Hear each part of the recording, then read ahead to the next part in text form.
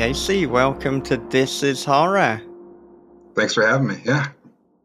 So, to begin with, I want to know what some of the early life lessons were that you learnt growing up. Early life lessons I learned growing up. Well, let's see. I grew up in outside of Washington, D.C., sort of Northern Virginia area. Um, it was a tough place. Uh, so I learned to be tough, which is, it features in my writing a lot. Um, I learned how to stay out of trouble, which was a great lesson for me. That's why I'm still here. Um, and then hard work, that's kind of always running in my family. Like, you just got to keep things going. My mom especially. So it's probably why I've been so prolific over my career. Um, is just that I'm always grinding, always ready to put something down on the page. Yeah, doesn't matter if it's good or bad or whatever. I'm going to put it down. And in terms of learning to be tough, what did that specifically look like? And are we talking more kind of at home? Are we talking at school? Are we talking out on the streets? Are we talking all of the above? Probably not so much at home. I mean, yeah, there's some of that, but um, certainly it was a rough and tumble neighborhood. If you walk down the street or you wound up on the wrong block, people would be sort of in your face. Who are you? Sort of territoriality, and you can't really back down in those situations because it's all animal behavior at that point. Um, so you learn to fight, learn to run, um, learn to make friends and keep your friends around you. Um, it's a very healthy upbringing.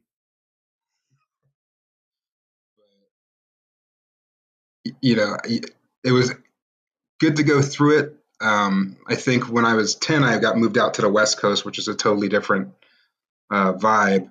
And it didn't so much serve me well there, those lessons, because that was all talking, right? When someone wanted to step to you and on the West Coast, it was just talk. They just wanted to tear you down with words. And from the East Coast, when you started doing that, well, you got popped, right? If you're going to talk to me like that, you're going to get hit. And so that was my first real introduction to sort of cultural variance, right? It's not the same in this place as it was in that place. And then, um, so I had to learn those rules and those ins and outs, and it kind of made me a better observer for new situations, a better observer of human behavior and things like that, which I think really sort of plays into my writing as well. Yeah, and if I've done my research correctly, then I understand that move to Portland is where you developed an interest in what I would term the unholy trifecta of horror movies, punk rock, and writing. So, talk us through that. Well, those were actually in me from the East Coast. So punk rock. I had a cousin that would listen to punk rock, and he'd have a record player, and he had a basement, and he would just play this stuff, and I would just kind of soak it in. I was a fair bit younger than him, but he'd play it for me. And I'd be like, I like that. That's cool. Um, and then horror was early on. That was I remember when VCRs came out, and my dad, when you'd go back and rent one, and it was like an event, and you'd go and get all the movies you wanted to watch, and you'd sit there and it'd be a whole night. And I remember watching Dawn of the Dead, '78, probably about 5 years old, and that just sort of blew my mind. And I was like, "What is that? That is awesome! I love it." So probably age 5, I can totally pinpoint that moment as, yeah, I'm into horror. I like this. Probably at that age. And then what else did we talk about? Punk rock. Oh, writing. I was always a reader when I was young. Started reading real young. Um, you know, I would I would be in that library in elementary school every day, just getting stuff out. Always still horror related stuff, even at 5. Not a lot of horror books on the elementary school shelves when you're 6 or 7 or 8, but I would find them. Um, and then the writing was also started elementary school. I didn't do too much of it, but when I did, I went all in on it and had some fun and made sort of what I wanted to make, which maybe wasn't necessarily what the teachers wanted me to make.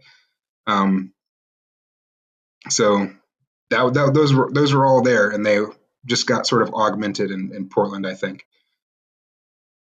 Yeah, and it'll be no surprise for people who have read your work that Dawn of the Dead was an early influence. I mean, of course, with the This Rotten World series, but then again, particularly with We Like It Jerry, if I think of some of the scenes in Dawn of the Dead and then some of the scenes in We Like It Jerry, I mean, they complement one another. Mm. Yeah, it's those visceral scenes of just, oh, that's disgusting, but it feels real, right? Um, and that's the thing that always kind of stood out to me about that movie is like that feels real. It feels gross, and being able to have the language to describe something like that is, it's one of my gifts for horror. So And so you were writing stories from a young age. Did you know that this was something you wanted to do professionally from a young age? no, I hadn't really thought about it. I was, sort of a knucklehead, and I was really more into sports and playing sports, um, and I thought that's what I was going to be. And if that didn't work out, lawyer, doctor, something made a lot of money. It's sort of, those conversations your family put on you. Um, they weren't readers, they weren't writers. That was just a me thing. And so, they look at my grades and say, "Oh, you got a lot of potential. Uh, wouldn't it be great if you were these things?" And I was like, "Sure, that would be great." Um, and then I think probably I didn't really consider writing a thing for me. And I think in middle school I would just kind of space out and get bored of whatever was going on in class, and I would just write my own stories in class. And I'd share them with my friends. I'd be like, "Oh, cool, that's fun, haha," because they're all kind of silly, just goofy middle school stuff. And then when I got into high school, I really started doing more poetry and learning to say a lot with a little. Um, and that sort of poetry background sort of helped me out as well to develop my style, where it's not like I don't need to explain every little thing. I don't want to explain every little thing to you.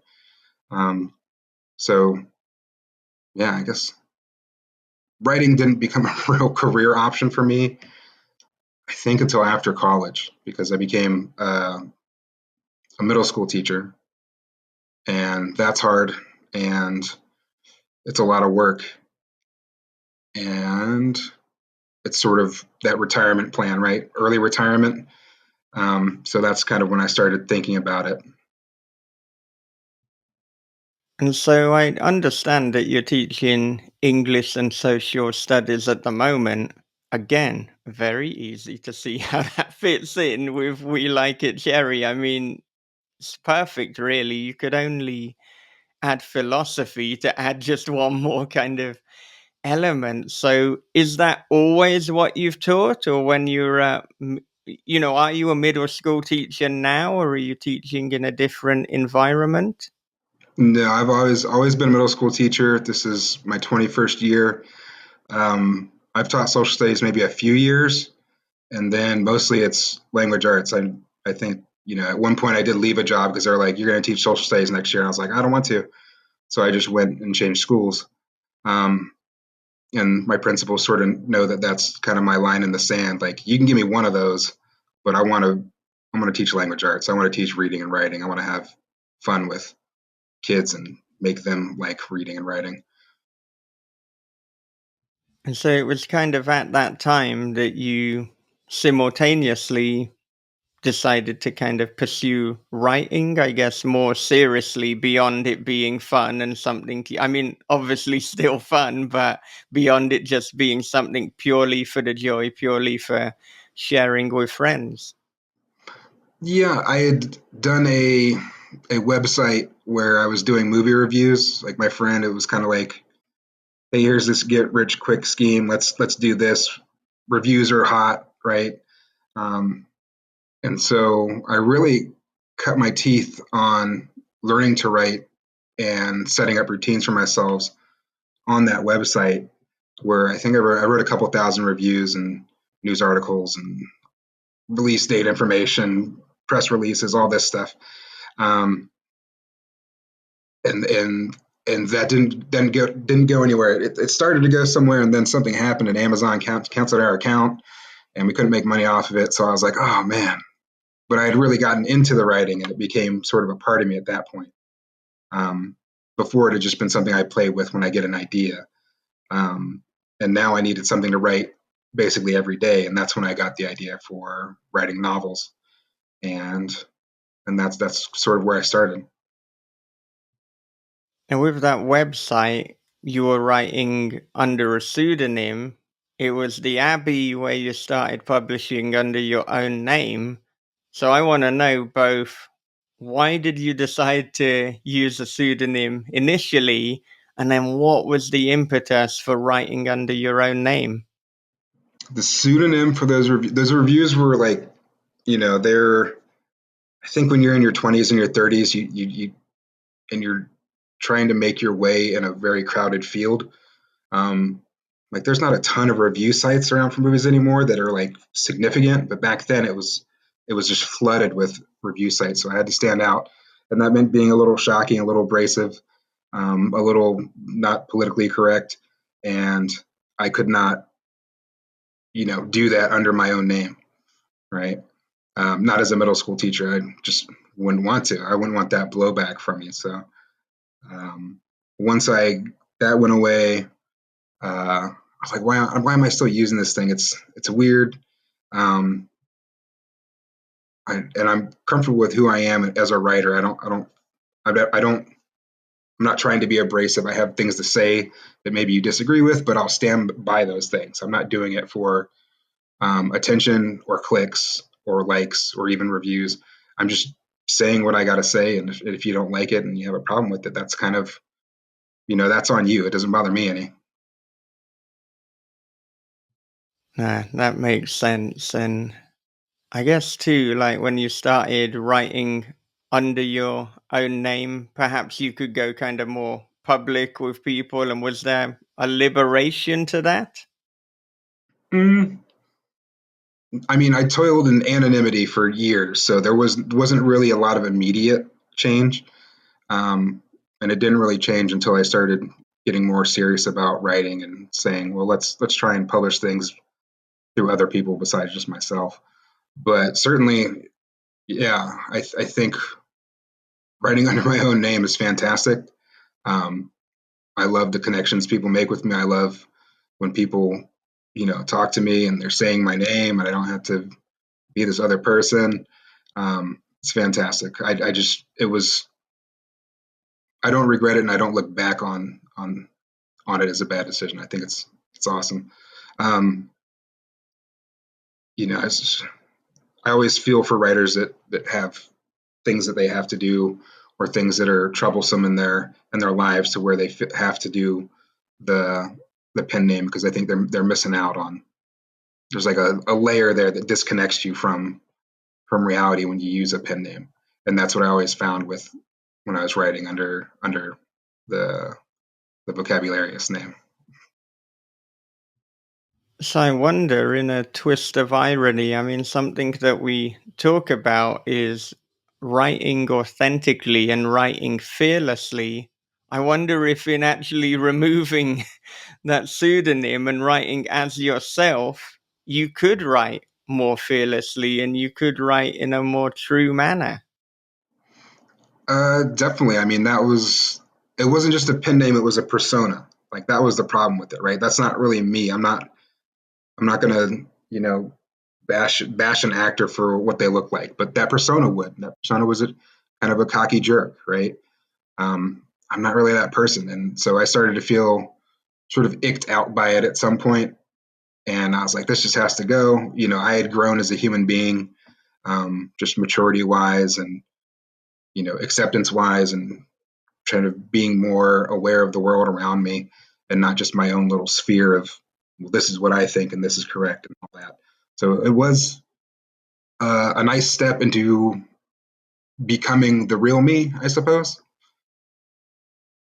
It's kind of like a stepping stone. It's, years ago I thought I needed a pseudonym so I could be a little bit more abrasive and a little bit more raw.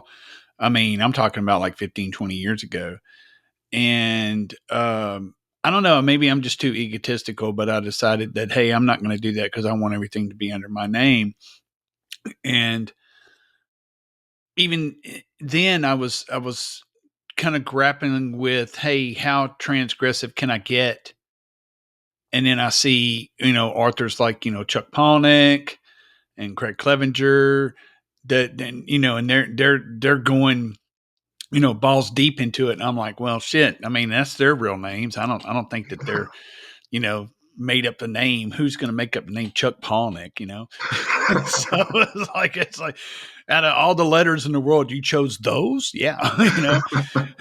But it's, I can get where you're coming from because we all go through that stage where we want to be more than what we are, not realizing that what we are is probably more than enough than anyone could ever handle.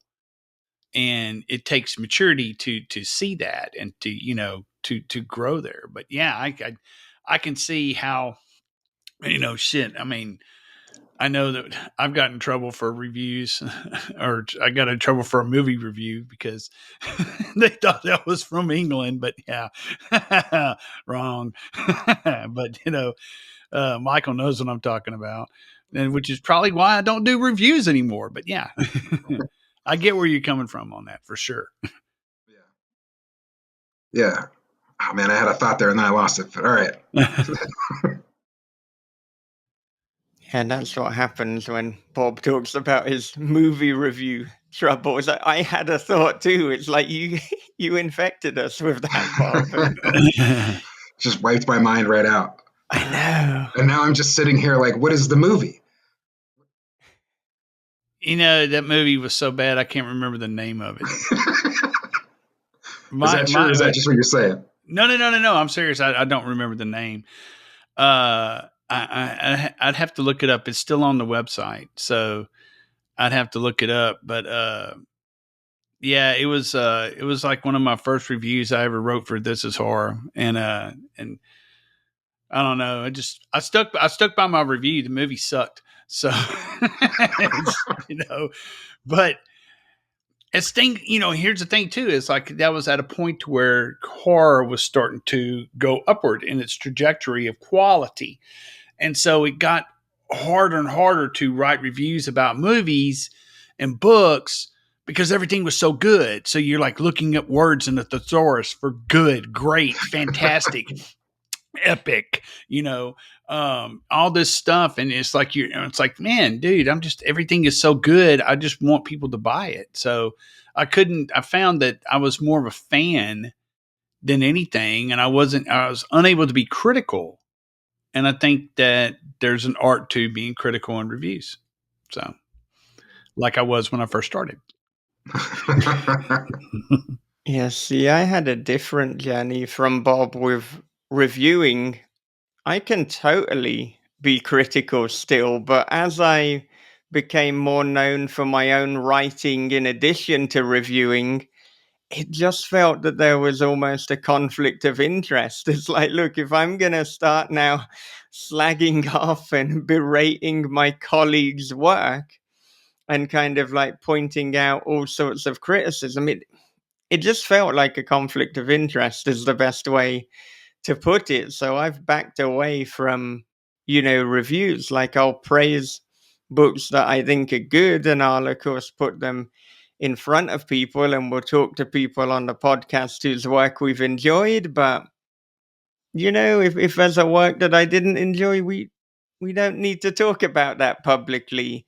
And I mean, I wonder too, as well, as this as horror gets more known, if there's almost um goodness, like a kind of power dynamic where if I just start slagging off like a new indie author, if there's some I don't know. There's something very uneasy about that. I don't know if when you started writing fiction, you also shied away from reviewing for that reason. I mean, obviously, there's the complicated factor that what you were doing was playing a bit rather than actually being you.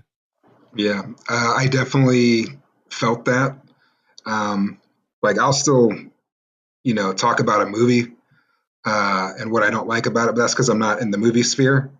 But when it came to books, I was like, I understand exactly what you're talking about with the conflict of interest. It's like, these people are just working. I know how hard it is. I'll champion what I like. I'm not going to review or say a word about something I don't like. It just doesn't exist.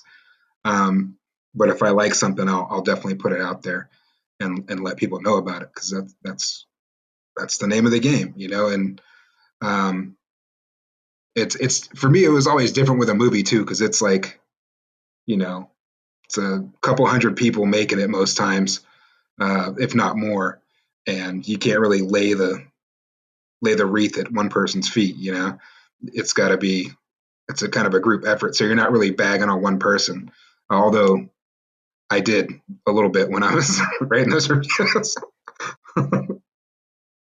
Well, the funny thing is, it's such a group effort making a movie that unless you specifically call out a person, as you did, then the actors or the director or the screenwriter can be like, well, it's obviously not my part of the art that he's got a problem with. And I guess it's such a collective thing that if you've ever seen Ben Affleck give a kind of commentary on movies, there's a famous one where he's essentially slagging off Armageddon in the commentary that he's giving that's included with the DVD. So it's well worth looking up, even if just to find kind of clips of that on YouTube. So Was that on the Criterion Collection one? Do you know?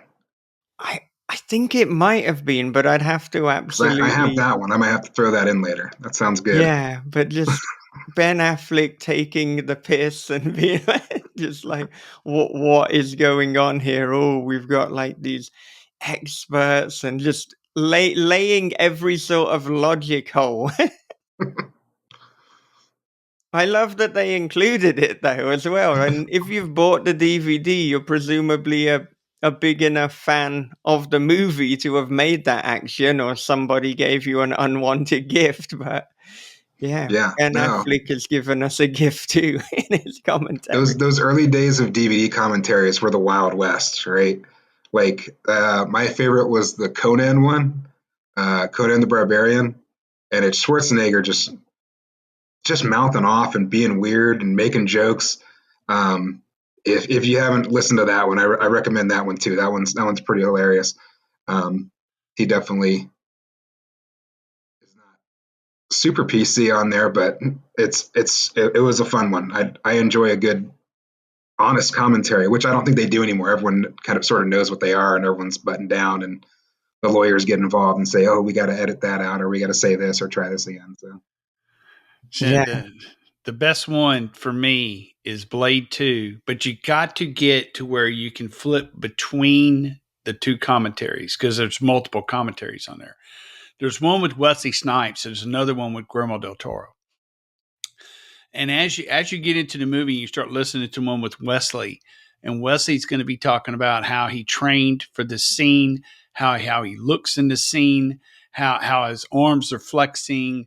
And I'm kind of going over the top just to kind of give you an idea. But if you flip and you hear Guillermo talk, he's like, "Oh," and then Wesley was complaining it was hot in this scene. It's very, very hot in this scene.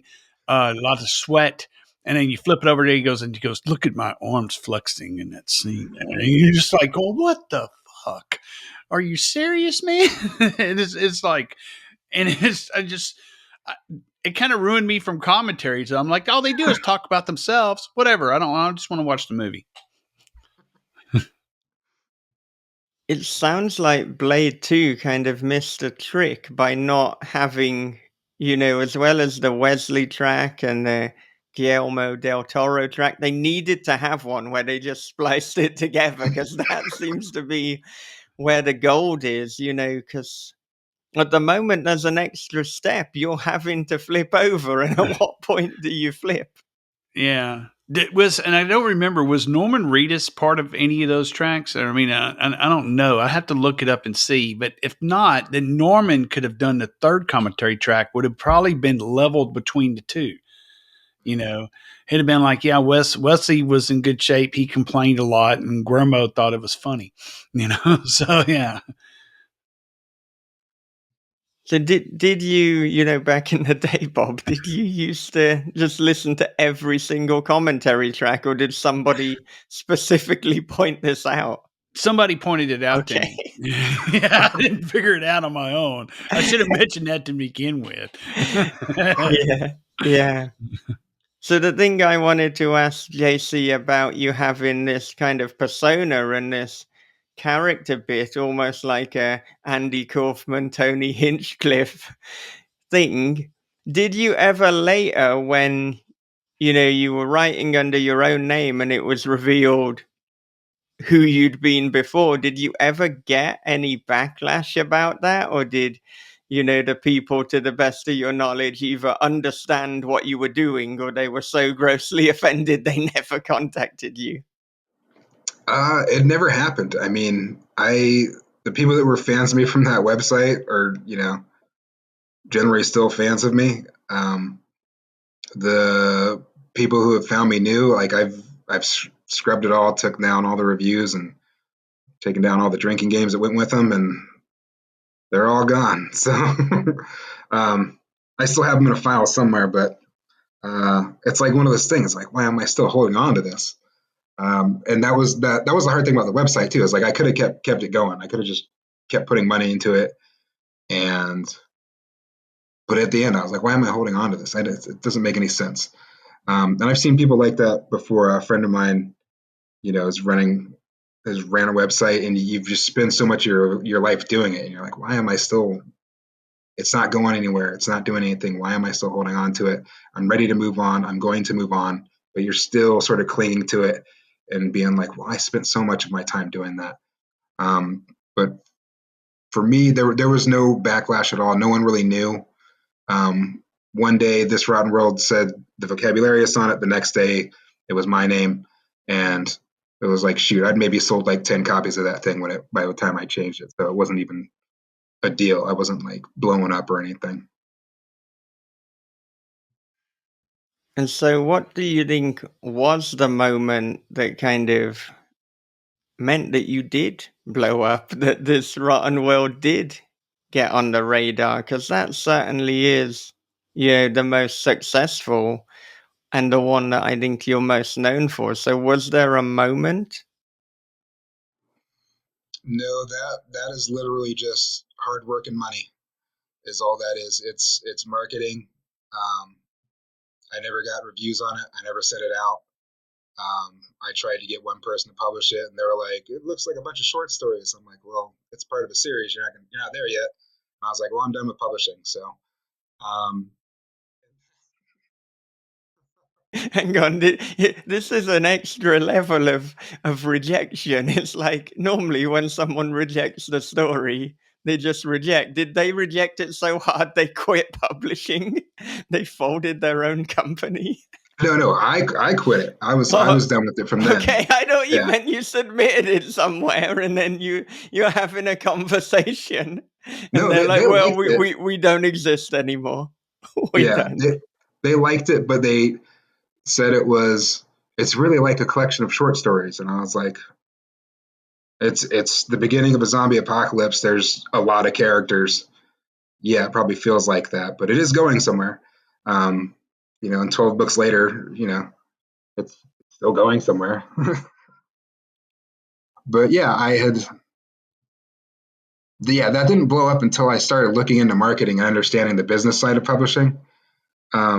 It literally just languished. Like it would sell, a copy here, a copy there, and then once I figured out, how to run ads, where to run ads at, um, it kind of grew from there, and the word of mouth spread, and it's still doing really well.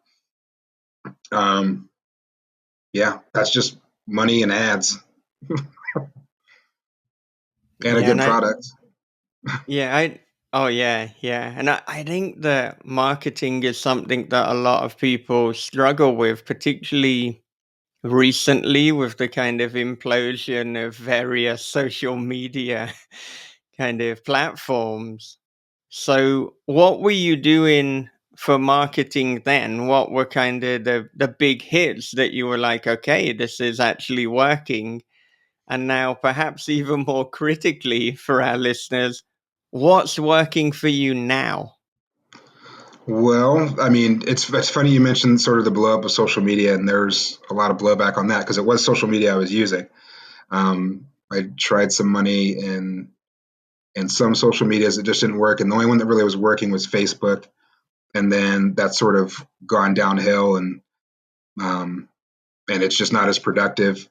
I've still got ads running on there that find me new people every now and then, but that was probably, if anything, my biggest switch to traditional publishing was seeing the future and knowing that's not going to work and it's not a realistic option anymore. Um, so I'm sort of in this limbo where I'm like, well, I've got to get these books out here and find publishers that want them because they're going to have more of a reach, more of an audience than I used to be able to get. Um, and so with all these social media magnates just sort of going very conservative and uh, shooting themselves in the foot, people don't want to use their things anymore, and so the money you put in doesn't give you the same return. And I sort of saw that. I think as soon as Musk bought X, I was like, oh, this is not good. That's going to be dead. And as far as I can tell, it basically is, except for certain groups of people. For the writing, it doesn't seem to do a thing anymore. Um, so I figured the next to fall in line would be Zuckerberg, and he did. And by that point, I had already started, pushing things out to publishers and sending out manuscripts and doing stuff like that. So it was nice while it lasted, but it is it's not going to last. Yeah, the only kind of guarantee really is that nothing lasts forever, and I think things are kind of circular and come around. So at the moment, we're certainly in a fallow period, but hopefully, and fingers crossed, there will be like a social media platform, or there will be a way that makes it easier for indie authors to market their work. But it is not that time, it is not that year, as far as I understand. And so, I mean, I think if we look like like 5 to 10 years ago, a lot of people from traditional publishing were then going into indie publishing because it was absolutely ripe. But now we're seeing people go the other way. So it's interesting to see how that kind of works out. But God. Yeah, I mean, I enjoyed doing everything myself and being beholden to no one, and you know, putting my own covers together or using my artists to put covers together. I enjoyed that aspect of it. I like the creative bit of it. Um, and so I'm, a little sad to get rid of it, but I've also, well, I guess I've had some pleasant experiences and some not pleasant experiences in the in my short time in the traditional publishing world. And I certainly want to talk about some of those experiences. But before we get into that, I want to know a little bit about what your writing routine looks like in terms of a daily or a weekly basis. And then, of course, how that fits in with your teaching, how perhaps they complement one another. Yeah. So for the last 2 years, I've been half time at teaching because I've been the writing was doing well, and then it sort of tanked, and I'm like, oh wow, I can't wait to go back full time this year and have some more of that money back. Um, while I was half time, my minimum goal was 2,000 words every day. Um, and then when I'm done with my 2,000 words, revising, editing, social media posts for whatever those are worth, um, and then I'll usually be done. I got to the point, I think, this last year where I was really doing like 4,000 words a day, because I needed the money. So I started selling short stories, which is not a lot of money, but when things are tight, if you can consistently get those short stories out there, that helps pay the bills. So I was doing sort of 4,000 words a day with the editing, the revising, and social media posts and all that stuff. During the school year, I'm happy with 2,000 words, um, but I'll definitely go more if I can. In the summer, you'd think I'd write more, but I don't. I think I'm just more like I go for a walk or I'll watch something on TV, and that time I would use for writing, I'd knock it out of the park real early, and then I'm just chilling around 2 o'clock, because I'm on summer vacation and it feels good to not do anything, because it's a grind. I don't know that I'm putting my body through like the best things out there, with the amount of work I do, because during the school year it's grading, it's thinking about school, thinking about problem solving, meetings, parent conferences. Um, I'm doing all that stuff too, and still trying to get the writing done. Yeah. During full time school year, I'm 2,000 words, and then editing. I don't really juggle multiple projects at the same time. Uh, this last year, I've been doing probably 3 or 4 projects at once, as far as books, short stories, um, other things. And do you find on those days where you're teaching, are you doing the writing before your teaching workday starts? Are you doing it after? Or are you finding the kind of cracks in between, while you're at work and, there's a free period? It's all of it. Like I'm the early bird at school. I'm always there at 7:30. I'll get my planning done, and then hope to sit down for like 45 minutes before the kids come in and just write some stuff. During lunch, I'll typically write during lunch. If I can squeeze in a planning period of writing, I'll do that. Because I think the goal for me is to come home and not have to write after a long day of teaching, and just be able to live life. But if I don't get it done, I will get it done. So sometimes if it doesn't happen, something comes up, I got a meeting, um, I'll come home and do it when I get home. And are the school and the teachers and the students aware of your writing? And if so, what's their reaction? um, Teachers are weird. They're not necessarily horror fans. I'm like the only teacher I know that's just like, yeah, horror, man, it's awesome. You guys, I write horror books. They're like, I don't care. They always talk about what they're reading, and I'm like, I got books, you can check them out. But I don't care. They're just like, whatever. Um, some of them have read them and they're like, cool, I like it. As far as students, I don't really announce it to them because they're all, rated R, pretty gory, visceral, and they're just 11, 12, 13. So I can't really promote it to them, but like, you should read my book. It's also sort of a conflict of interest and kind of dirty, I think, but they do find it eventually. Someone always spills the beans, like, "Oh yeah, did you know Mr. Morris is a writer?" And they're like, "What?" And then they start doing hunts, go online and do hunts for things. One of them will probably see this video, like, "I heard you talking about me while I was stalking you," um, and they need to get a life. I'll just say that.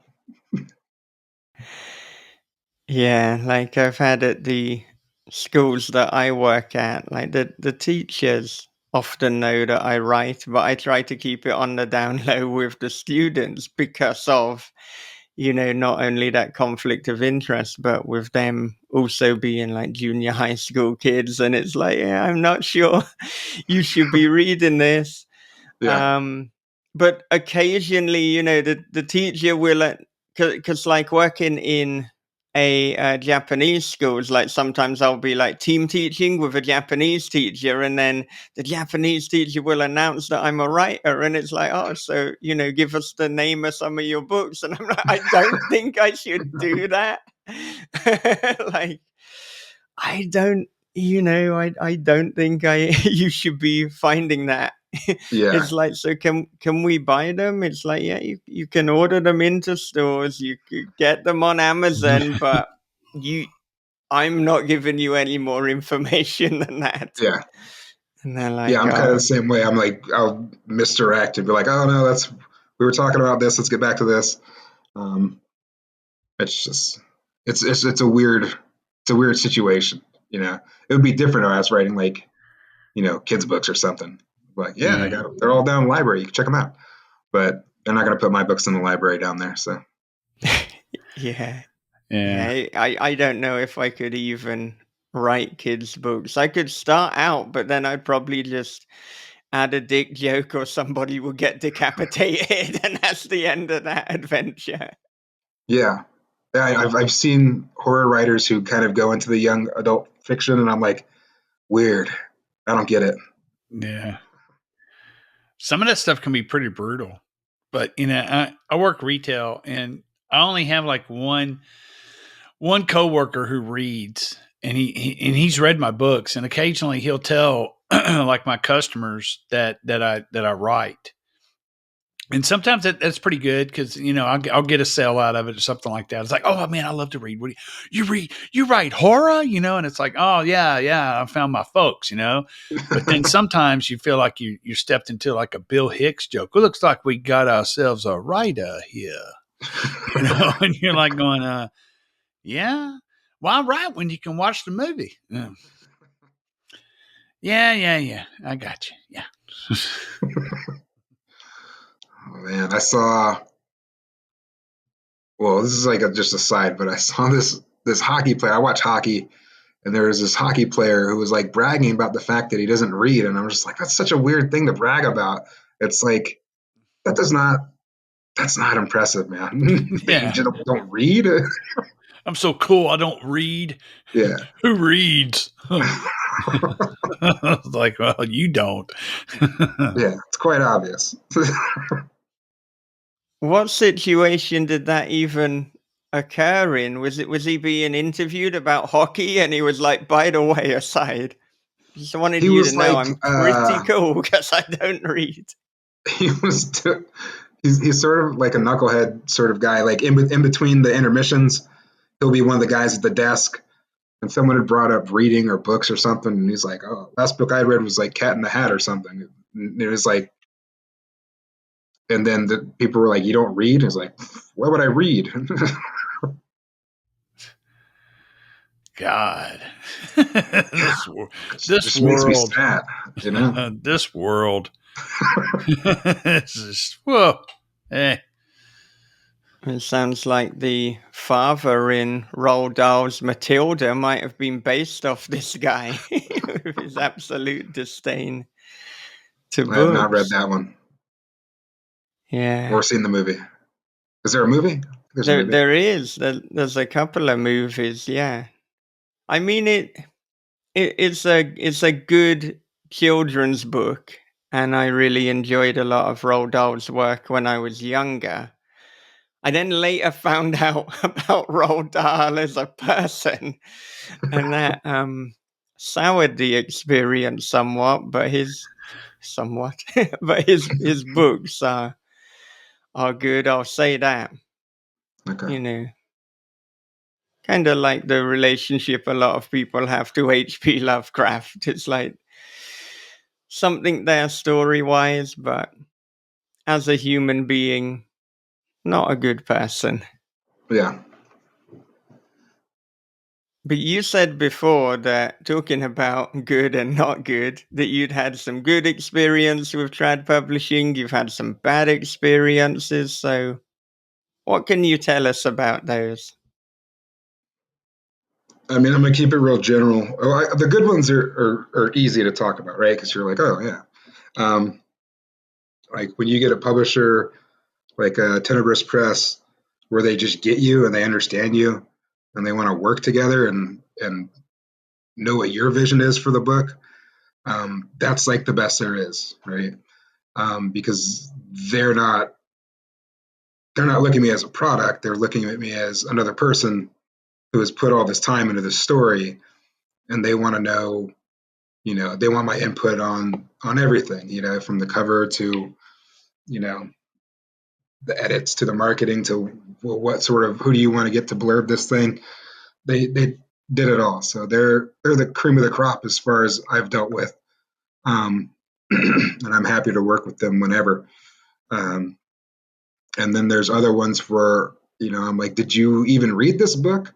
Like they give you like the edits and you're like, what are you even talking about? It doesn't make any sense. Like, I don't think you got it. I don't think you understood. Which, might be a byproduct of me, you know, sort of burying the themes in the book as opposed to just, punching you in the face with them. I much prefer the game of theme versus here's what I'm trying to say. And then there's also, the cultural competency portion of it, which I feel like not everyone has. And I'm, explaining that, certain aspects of culture that are fine for me as an indigenous author. I can do whatever I want to with that, and then the lack of competency or awareness to try and force that into my story it just blows my mind because it's happened a few times where I'm just like and I have to explain it to him, like I don't feel like I should have to explain this to you, but that's a reality, I suppose, that not everyone is out there understanding, observing, and being aware of other cultures. And I guess at that point as well, since you're getting the edits, it's harder to back away from that relationship, at least for that specific story. I don't know, your facial expression says otherwise. Maybe not. Um, well, when you're a teacher, you probably get this. There's ways to get what you want that aren't coming out and saying exactly what you want. And I find that with some publishers, I've had to do that, and that's okay.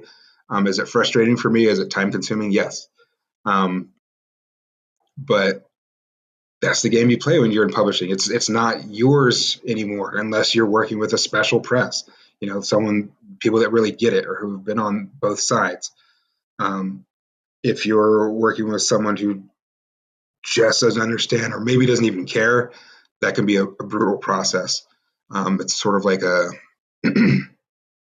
like an assembly line. We do this, we do that, we do this. There's no thought to the author and the relationship.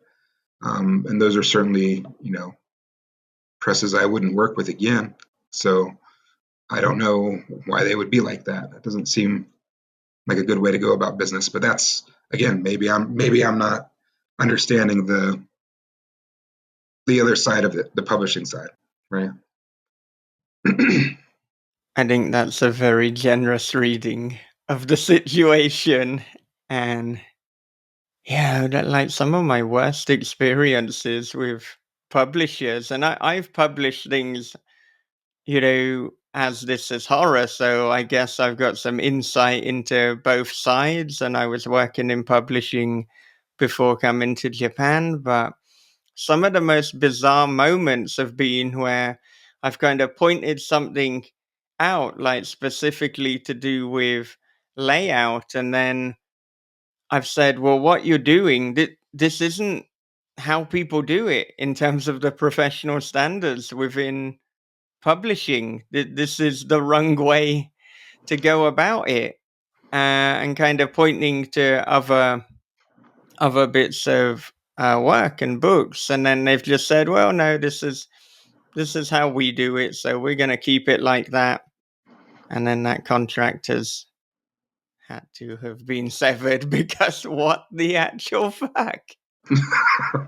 Yeah, yeah, it's weird. There's all sorts of experiences out there, but that's the game I'm playing.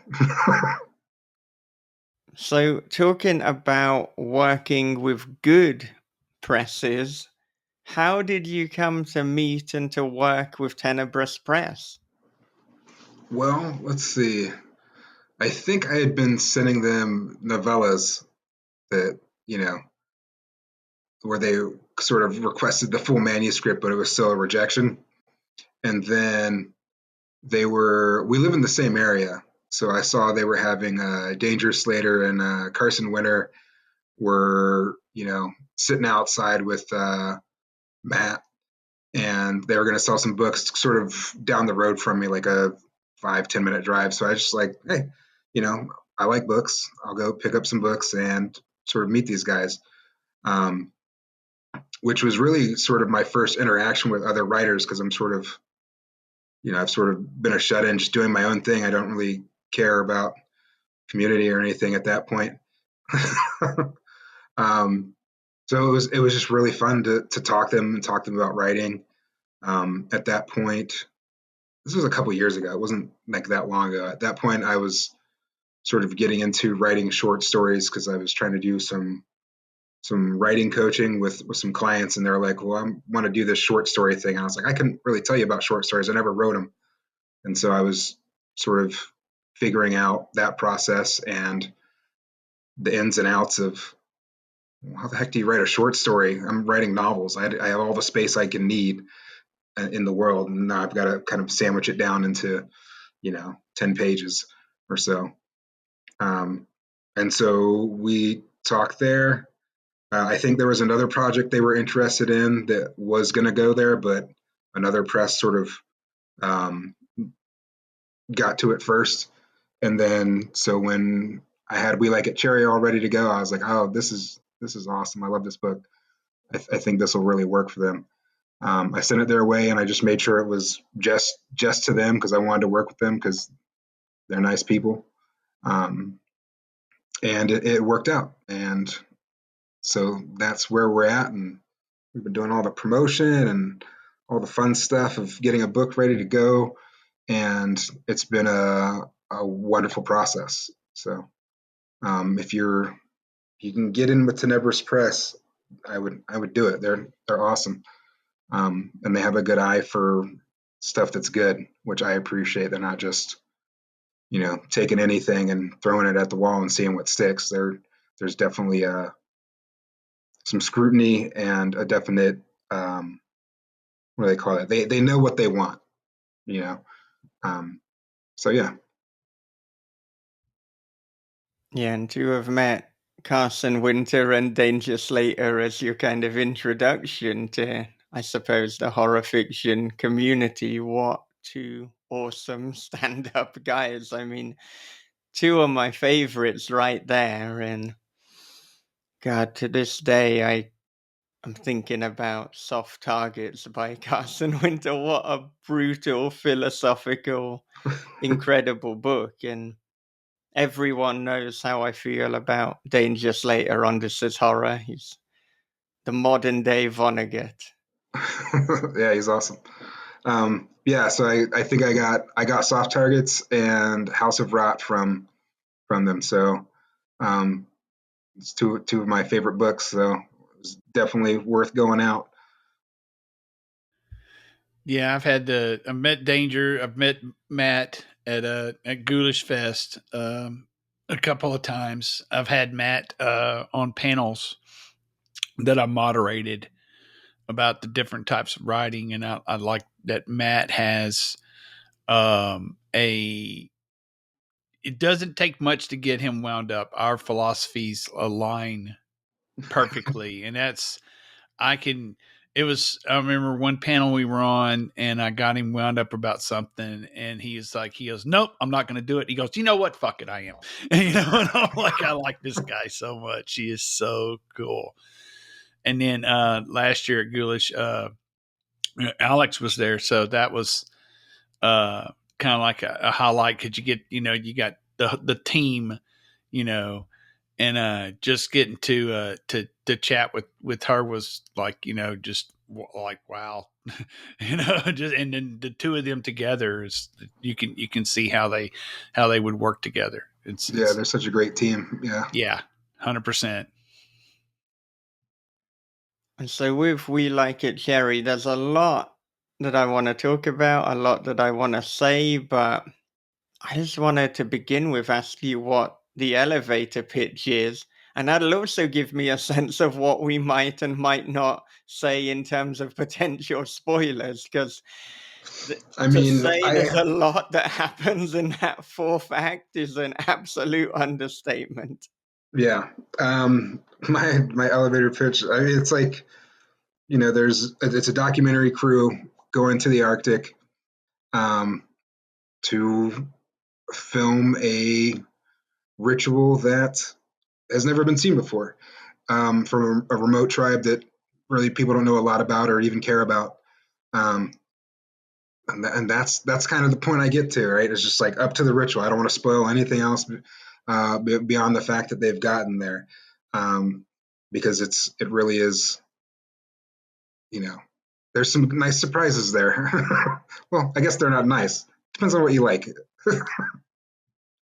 I think it was delightful as a reader and would be, I mean, what word do you even use for disastrous as a participant? That's kind of how I feel. And I mean, my journey with the book to begin with, it's almost slow burn with a lot of social commentary, and you're enjoying it. You're enjoying the environment and the discussions, particularly the philosophical discussions. Then there's a turn where it almost shifts. Well, I'd say it does shift genre. It is not a slow burn anymore. Is the most spoiler free thing I can say.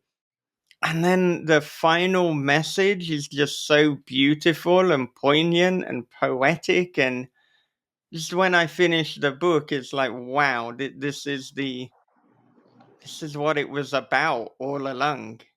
Yeah, Um, God, that's such a general way of putting it, but because you've spoiled so little, but you really take us on a journey, and I think what the book becomes is probably not what you thought the book was initially, and that's incredible. yeah. I think a lot of reviewers have been like, I thought this was going to be like Cannibal Holocaust. And I'm like, I didn't have that in my mind when I was writing or anything. It wasn't. I don't really have anything in mind. I try and do my own thing when I'm writing. And I was like, well, it's not. It's not even close. And that it's funny, the expectations of like the zeitgeist, and then when you get a story that just veers sharply from that, because there is that veer where it's just like, oh, this is becoming something completely different than what I was expecting. And I think that's a key point to the story and why it works. It's not it's just I don't like to be predictable, and I think even the things that you would predict, where you're like, oh, this is definitely going to happen, it happens in a way that you wouldn't expect, and that's sort of the key for why I think people will dig it. Yeah, I know when I was talking to Bob during the reading of it, I was saying this book is not what I expected it to be, but like in a kind of refreshing, oh, okay. As you said, it's kind of even the plot points or the things that it hits upon, it's the delivery system is completely different to any expectations. Mm-hmm. One of the things that really kind of stood out to me, and I'm gonna kind of use a couple of comps, like a real comp that came to mind. Believe it or not, was Midsummer. Um, Especially considering cultural or ethnic norms that people have, and then a real event that happened a couple years ago where there was a missionary who repeatedly tried to go to a island that the tribes people there had repeatedly warned this person, and people in surrounding areas have said do not go there. And this man was convinced by the word of God that he needed to go there, and they killed him, and because he trespassed on their land. And there was an outcry, and it's like, they're not going to do anything. They can't. It's not. It's a totally different country. You just can't go there and do that. Yeah. And so I felt that. But this is also a book, without spoiling anything. If you're listening to this and you're on the fence, this is a very visceral book. The words, the language, that once it doesn't take you long to get into it, even though Michael said it's a slow burn, it's extremely interesting.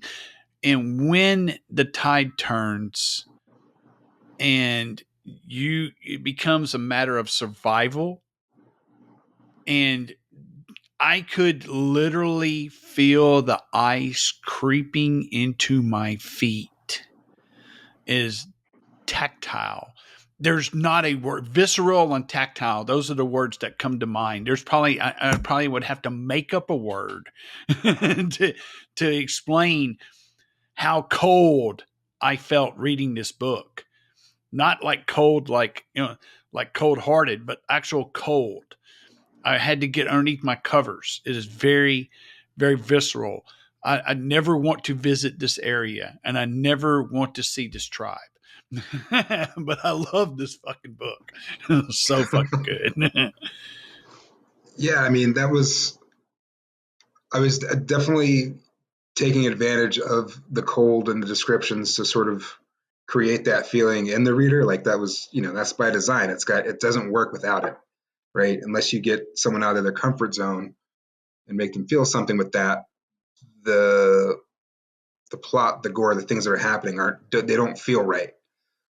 So I was very cognizant of making sure that coldness was in there. It reminds me of I once back in the day I sort of worked with Disney on Ice, and I was in Fargo, North Dakota in the winter, and I went to see this movie called A Simple Plan. I don't know if you ever seen it. Awesome movie, really great movie. Bill Paxton, Billy Bob Thornton. But that movie made me cold as hell, and in a place where I just did not want to be cold. Like the movie theater temperature was fine, but just the visuals and feels of it just froze me. And that's kind of something that I wanted to recreate with We Like It Cherry. Just that feeling of just being miserably cold. Um, And the only other thing I'll bring up, and it's kind of a humorous thing, is that before I realized what "We Like It Cherry" means, I remember telling Michael that I thought it was an indigenous word, that they were hearing wrong. And so I actually looked up different combinations of the word as phonetics, and I found nothing. And I'm like, oh, it's something deep, you know, and here's the thing, it is, but it's in not the way that I expected.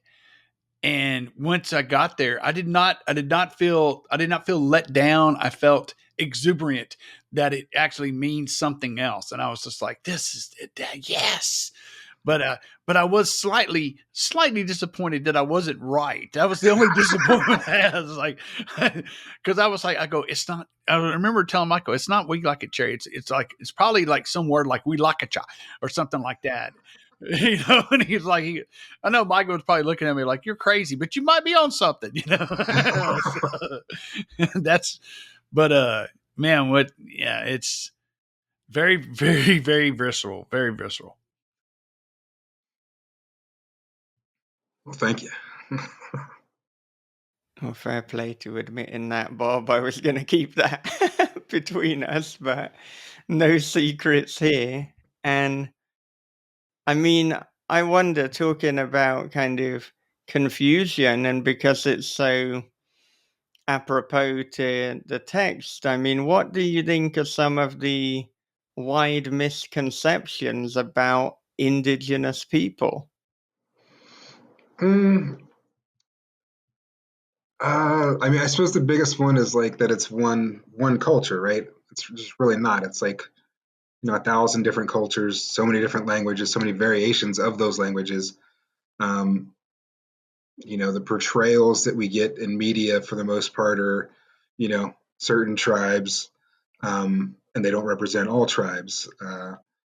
But that's what we have. Like, we've got the dream catcher culture, um, which is not a thing for most tribes. Um,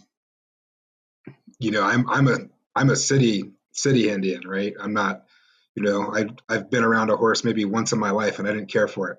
Um, I'm not a nature person. I'm just not. When I write and things are in nature, I have to go look stuff up because I'm like, I'm used to buildings and stuff like that. Uh, so there's all these sort of mystical, spiritual things that are attributed to us that some people have, some people don't. I'm not necessarily a spiritual person. I'm more of a you know a self conscious consciousness person, um, and trying to be the best person for myself and my own happiness. Uh, and that's kind of where my spirituality is. So there's a ton of stuff out there, and I like playing with those things, when I can, because I think it's important to sort of break apart those stereotypes. And it's one of the reasons why I chose to make Ezra a gay character, um, versus originally it was just a dream I had. This whole story was a dream that I had, and it was me and my wife going up there. And I was like, I don't really feel like doing violence to us, so I need a different character. And I was like, and that was my way into it. And I had been reading a friend's book, the White Harbor trilogy by Carlos E. Rivera, and he's a queer author, and he had some characters in there that I was like, I really connect to these characters. I think that for me, not only am I interested in the challenge of can I write gay characters, but also being a person who considers myself an ally, but I don't have a ton of gay characters in my books. It felt important to me to do that, and being an indigenous author and really understanding that I don't just write for myself as an indigenous author. I write for indigenous people, indigenous, uh, you know, all indigenous people. I felt like it was important to have that representation in there, and that was definitely one of the stereotypes that I wanted to challenge, right? Um, so that's why the relationship between Ezra and Stu is in the book, and it really became the central theme of the book as well, which was cool. And what were some of the challenges in writing about a gay couple, a gay protagonist, and what kind of things did you have to kind of put in place to make sure that you got it right? Well, I had to read and sort of put myself into the space and understanding from other queer authors and sort of understand it from a way that isn't stereotypical, that isn't just me imagining what it's like. It's my built upon my understanding of the people in my life that are gay or queer, and the authors themselves, and sort of putting that together to create my own people, because they're living, in my head they're living, breathing people, and they have a background and they're realistic, and I can predict every little thing about them, and how they're going to react in certain situations. So I had to do that, and then I made sure, when I had it done, I asked people that I trusted you know, that know my heart's in the right place. I asked them to read it and please, let me know if it works or not, and if there's anything I need to change. And they all sort of gave me the thumbs up on it. So that was, um, I wouldn't say satisfying. I would say I felt good about being able to portray them in a way that felt realistic and not like a straight person writing a gay person. It's like what Colson Whitehead always says is that you can write about anything that you want to write about, just don't fuck it up. And it's like you have the permission, but people are going to know if you do it from any place other than being authentic and genuine. And they're going to be pissed off, right? Exactly. Because I get the flip side of it. When I read non-indigenous writers writing indigenous characters, I'm like, ooh, Yeah. I'm gonna either hate this or like it.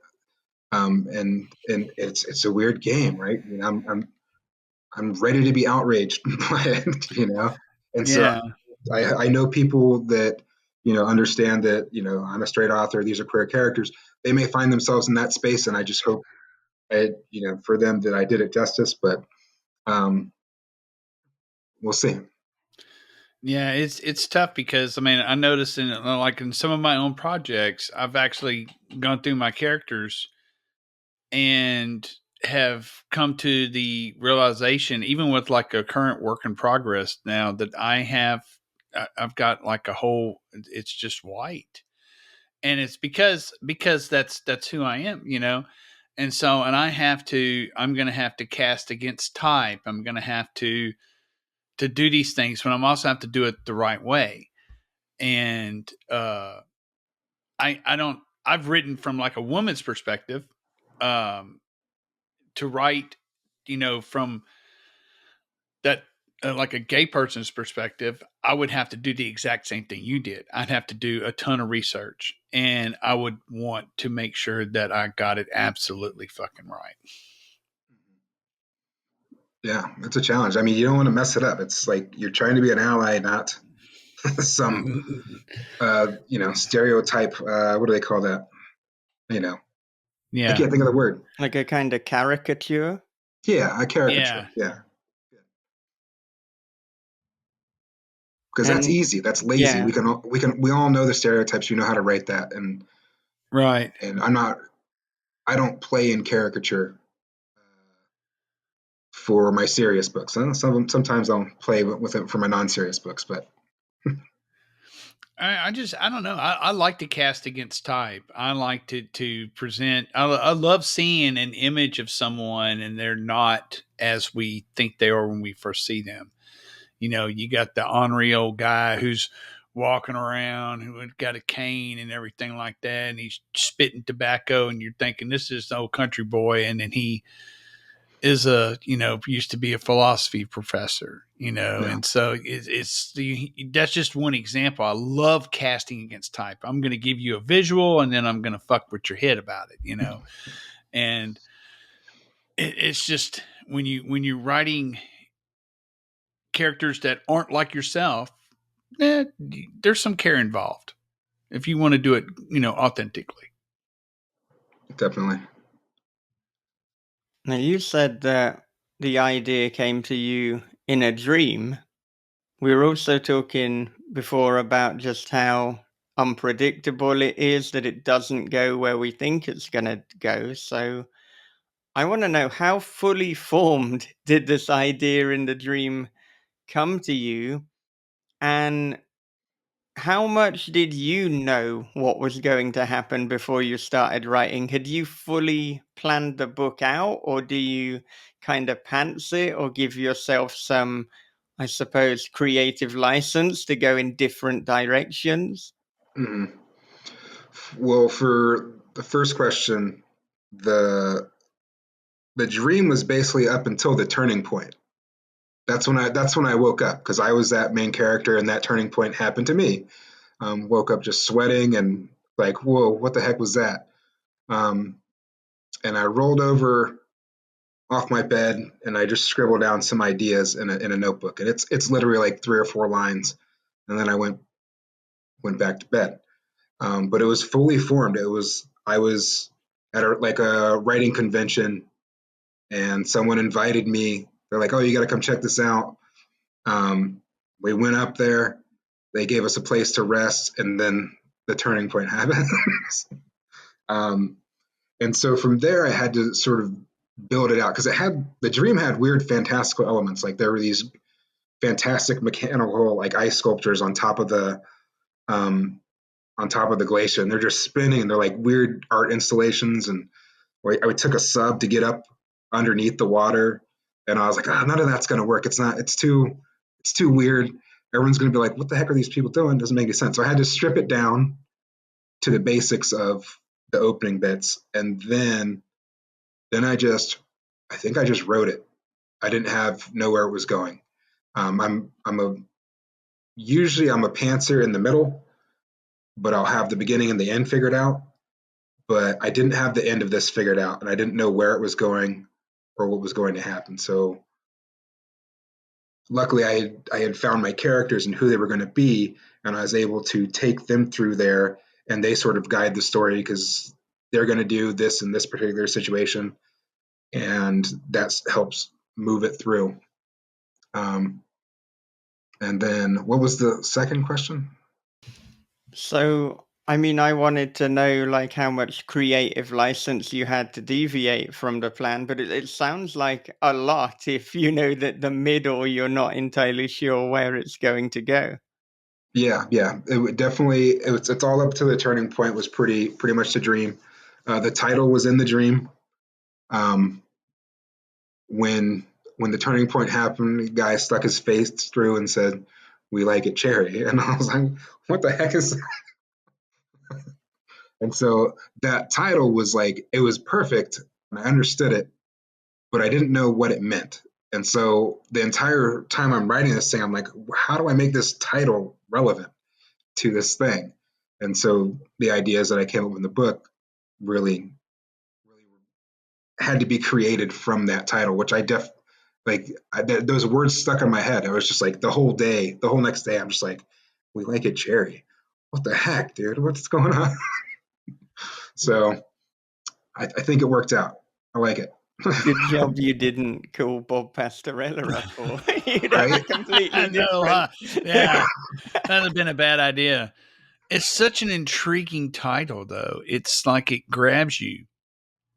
When like, especially like when someone says, "Hey, I follow a lot of stuff on social media that has to do with horror," and that's how I got wind of it. And in seeing, I want to say it was Laurel Hightower. I may have been wrong, but somebody singing praises of it before I had even read it, and I was just like, "What the fuck does that mean?" And I was like, "That is," and I'm like, and it sticks in your head because it's just so off the wall. Um, it reminds me of my own writings. Like I'll come up and find like digging around and looking for something in my files and my folders on my computer, and come up with a folder that I created months or years ago with some weird name, and it's like, what the fuck does that mean? And there's nothing in it. It's just a folder that I made probably at 3 o'clock in the morning, doing I'm gonna write this. It was from a dream or something like that. So it's just a very striking title. It's and I was just sitting there thinking about the book, and it made my feet hurt. So just it's the survival aspects.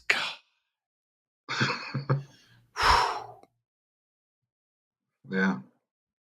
I want to know if you get a lot of story ideas or the kind of germ of a story idea from dreams. And I also want to know, do you often, when you wake up from a dream, write the ideas down? Because I went through a period of doing that. And when I did, my dream recall got so much better. It's like I was primed to do it. But I feel also there was an increase in dreams to such a point that it was affecting my sleep. So I have to be careful.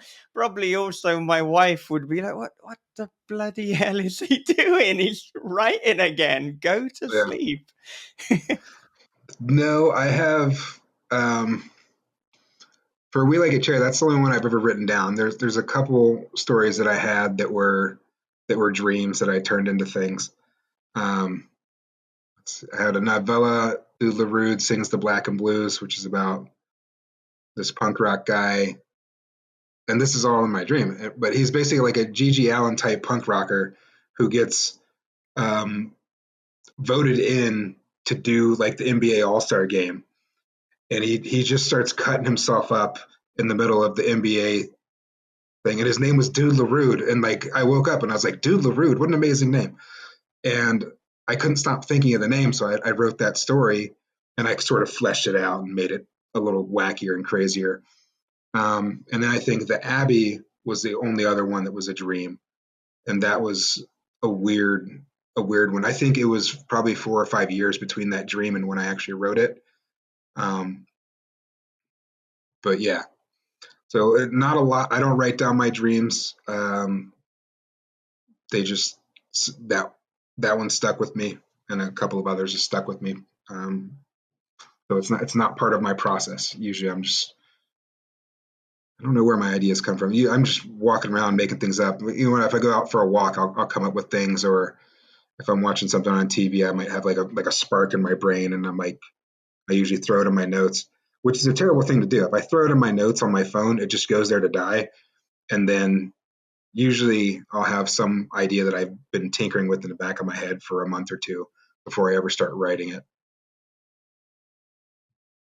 So I don't know if this will be a game changer for you, but I often write things in my notes on my phone too. And so for a long time, they just got lost. But now I have it all ordered by folder. So then there's actually a chance that, we might actually keep this one. Or like if you, it does mean that, the other disadvantage could be if you had so many folders now, it would be redundant. But yeah, that's worked quite well for me, particularly because you could order it by theme, or you could order it by location or subgenre or whatever it is that kind of means that it won't get lost. So, Yeah. yeah, using folders on your notes app could be a game changer. Because I use notes for everything. If there weren't folders, then story ideas and my shopping list would be in the same section. I only have like 8 notes. One's like a list of story ideas. One is like when I work out, what are the weights and the times that I do? I got that one too. Yeah. One is songs I could sing at karaoke. And then the other ones are just gibberish that I thought up one day, and there's like 3 or 4 of those. So I don't have to search through it. I just click on it, and it's there. But I never think to click on it. Okay. I guess I always have an idea going. You know, Mm-hmm. those ones they literally just go there to die. I suppose one day I might run out of things to write, and then they'll be useful.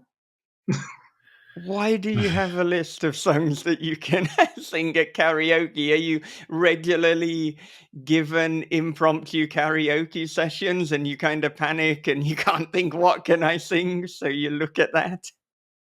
Well, I have a very slim taste in music that is like punk and ska. And when I go into a karaoke place, it's like, oh, who wants to sing ABBA? No, I don't know the song. I don't know any of these songs.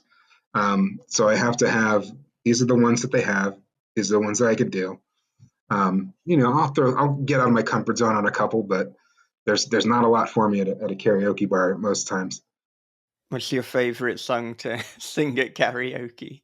Oh, geez. I kind of like "Dirty Old Town" by the Pogues. There you go. That's just a fun one to sing. It's fun to try and sound like Shane McGowan.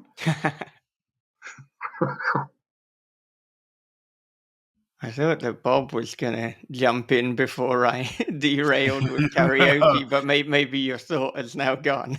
No, it's my notes list looks like what you said it would be. Michael, it's like bell tied to grave, lettuce, eggs, bread, cheese, ham. It's just, they're two separate notes, and then there's like a long paragraph, and I was reading that, and I was like, man, that's actually pretty good. And I'm like, that's the story. That's the 20-minute story challenge I did at KillerCon last year. I need to probably work on that, But So you just found a story in your notes? yeah, I just found a whole story that I had in my notes, and I still have that phone. It's just I went from iPhone to Android, and so I need a good notes app now because I just made this move, and but I because they all they have is like I don't know. I'll find one. It's not going to be a big deal. Check out Evernote. Yeah, I was thinking about that because that's even their free is like pretty robust. So There you go. This is horror giving karaoke, karaoke suggestions, note apps. We got it all. And This will help you, everyone, as a writer. right, yeah. I wonder, talking about planning, as you say, it sounds like fairly loose in that you've got the beginning, you've got the kind of premise, you've got generally the end.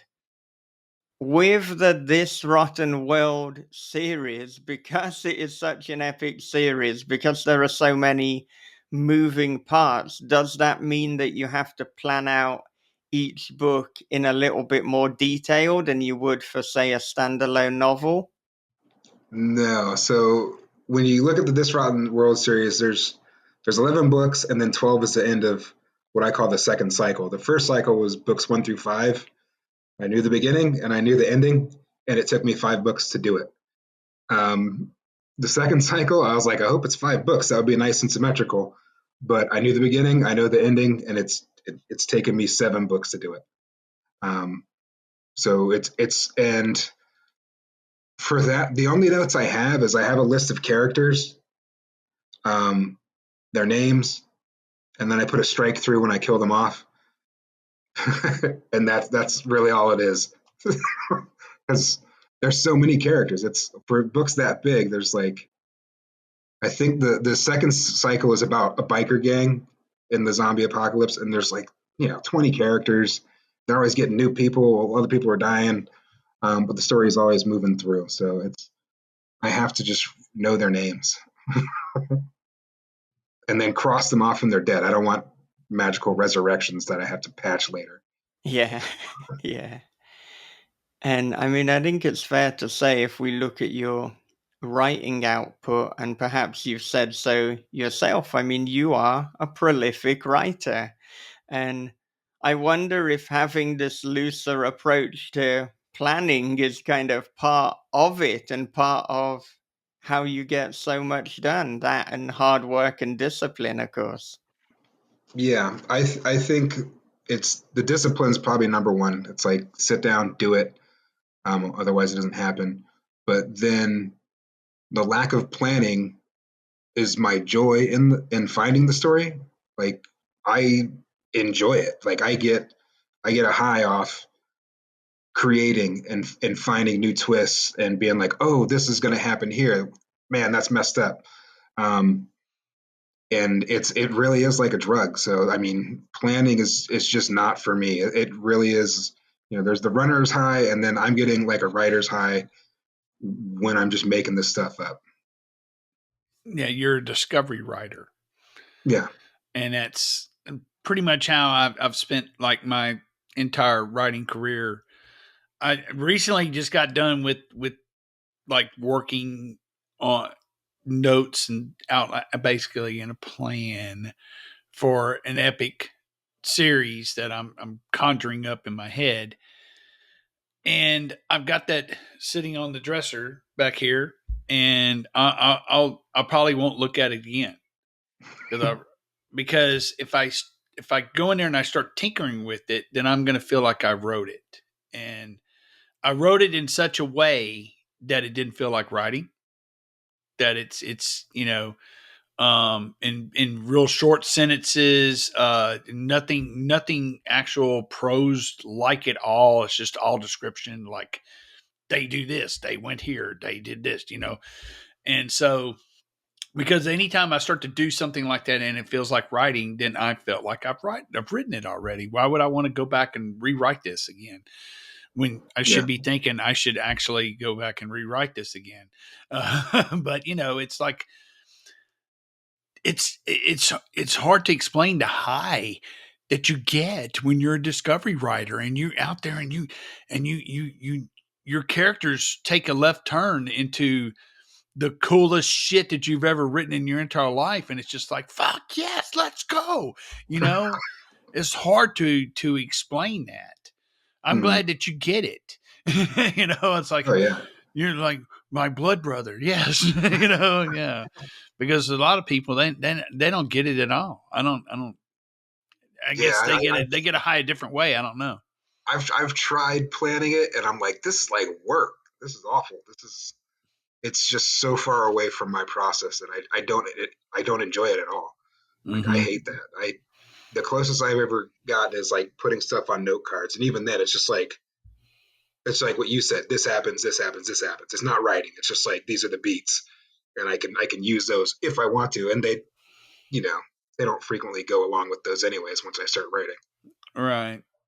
And it's like Matt Bell wrote a really good book called I'm forgetting the name of Refuse to Be Done. And what he talks about is that he writes a draft and then he outlines, and then he uses the outline to build his rewrite. Hmm. And so I kind of like that aspect of it. Um, and so it goes through like three drafts. He goes, that's how you get your three drafts. You might not need three, you might need four, you might need two, but that's how you get there. He goes, but his writing style is like ours. It's all, you know, it's basically discovery writing, and that is not in congruent to plotting well. Yeah. You're gonna have a lot of shit you have to fix, but that's what rewriting's for. Yeah. That's the whole point. Yeah.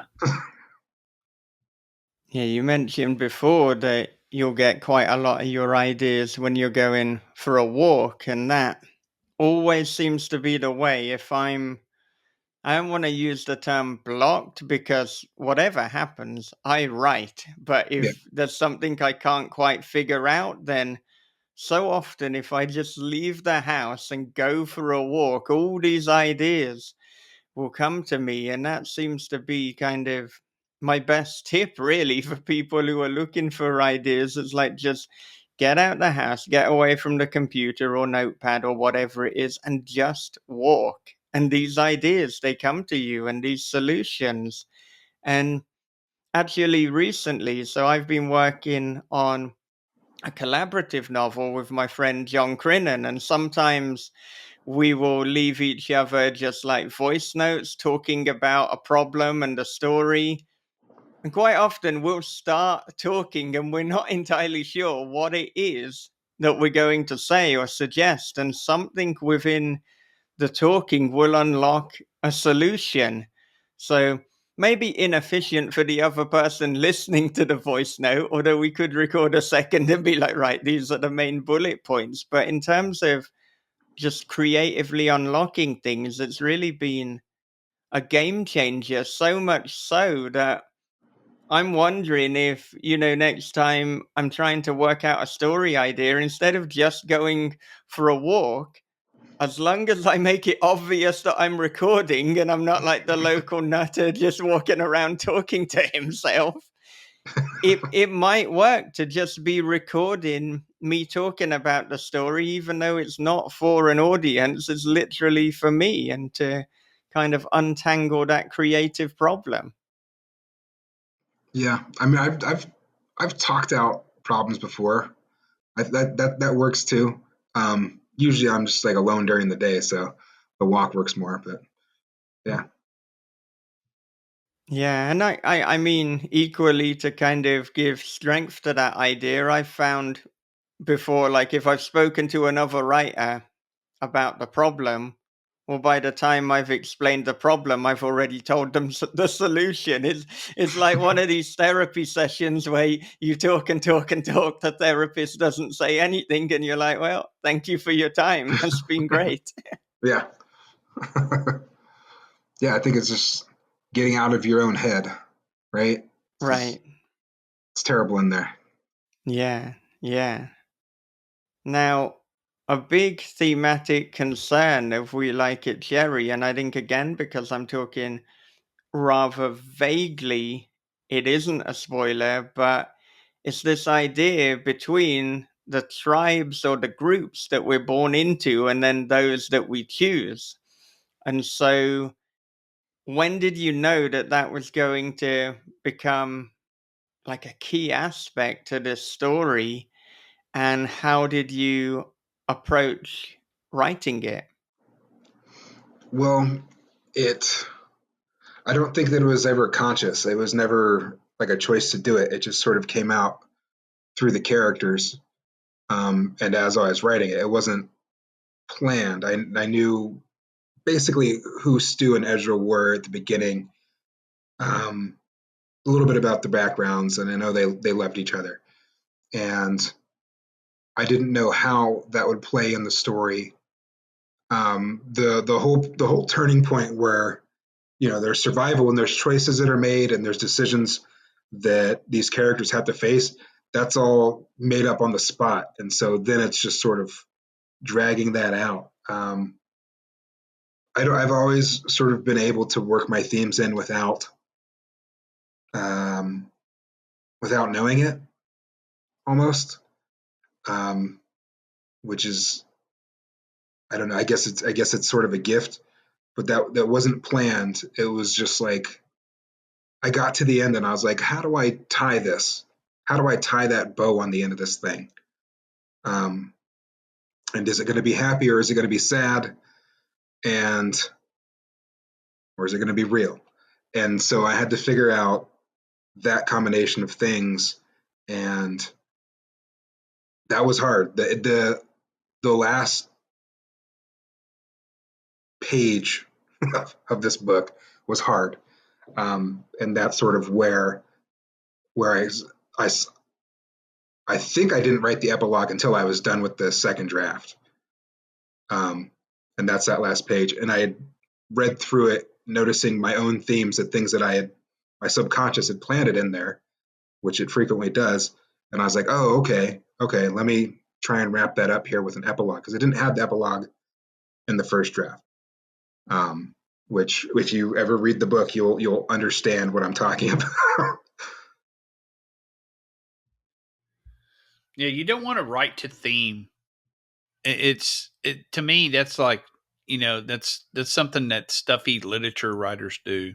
It's like they think of a theme and they build a story around that, and you can tell, you can smell it. Um, and it it'll come off as preachy or something like that. I think the only way I can really describe it is that upon subsequent drafts that when you do see the theme, that you kind of tease it out a little bit. Yeah, you got to drop And the breadcrumbs there so everyone else can get along with it. right, but you don't want to, the opposite of that is shoehorning it in. It's like, oh, well, I forgot to put the theme. Well, golly, let me go ahead and just get it out of the bottle here, and we'll put it in there. It's like it don't work that way. Yeah, yeah. Theme's a weird thing because it's just like generally sometimes it's probably more with short stories, but even then I don't know where it's going. So I might have Mm-hmm. a vague idea of what the story's about, but then I don't know how it's going to play out. But and it's in subsequent drafts where I strengthen them and make them clearer and smooth them out if they are too preachy, Mm-hmm. if they are just too in your face. Yeah, and I think another important aspect which you make fairly clear from the beginning is that you've got Ezra documenting reality, but he's hiding from his own. And there are so many questions of honesty and authenticity. And I think kind of when you're looking at these different cultures, like it really just highlights the absurdity and the contradictions within our own culture, within so-called modern, so-called Western kind of society. Yeah, I think for me it sort of it's that disconnect and that feeling of just being out of sorts when you go on vacation or you're in a different culture and you're just things are different and it feels different, and you start thinking about, oh, this is how I do it, this is how they're doing it. Is their way better or not? And you start questioning and thinking about it. I mean, going to other places and experiencing other cultures, even within America, it doesn't have to be, a completely different country. It could be, you know, if you're from the city, you go to the country and you just get that disconnect. You start understanding and thinking and questioning and philosophizing about what is reality and what are these rules and are they actually good for me or are they things I can let go? And I think those feelings that I have about being in a different culture came through those characters, um, in that way, and so I think that really helped me find who they were in sort of a roundabout fashion.